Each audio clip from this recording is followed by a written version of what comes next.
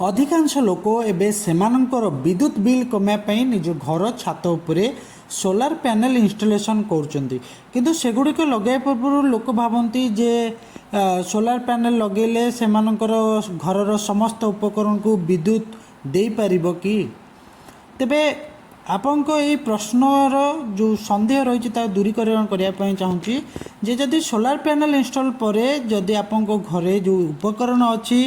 ताहा केते kilowatt solar panel install कर निर्भर करे। जदि आपणक घरे पाखापाखि 1.5 किलोवाट सोलार सिस्टम इंस्टॉल करिसंती तेबे सेथिरे आपणक laptop TV 4-5 LED light mobile charging होगा सहित गोटे फ्रिज 3-4 फैन आराम से चली पारिबो। जदि यही समस्त उपकार एककालीन चलो नहीं ता सौरमंडल क्षमता और शक्ति व्यवहार उपर निर्भर करे। तेबे आमे 3 किलोवाट सोलार पैनल जदि इंस्टॉलेशन करूचे तेबे सेथिरे light fan TV washing machine fridge refrigerator 1.5 ton inverter AC और गीजर किंबा एसी किंबा गीजर भली उपकरण पर सठिक क्षमता सहित एक सोलार पैनल इंस्टॉल करने गुरुत्वपूर्ण हम कहवाक पड़े।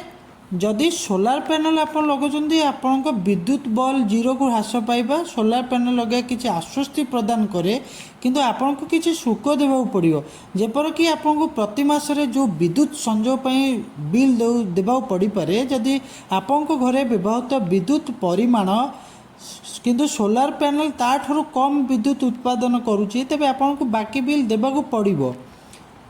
वर्षा एवं कुहुड़ी समय जदि सूर्यकिरण अभाव सोलार पैनल को कम विद्युत उत्पादन करती तापर आपन को ग्रिड विद्युत उपर निर्भर करिया पड़िबो जहाँ विद्युत व्यवहार वृद्धि करिपारे। तेबे घरे बहुत विद्युत व्यवहार हेउछि कि जदि आपन घरे हेउछि तेबे आपन को तार केवल जे सोलार पैनल रे देखिबा यथेष्ट बने आपन को इन्वर्टर क्षमता एवं घरे व्यवहृत विद्युत परिमाण को मध्य मन रखा पड़ो।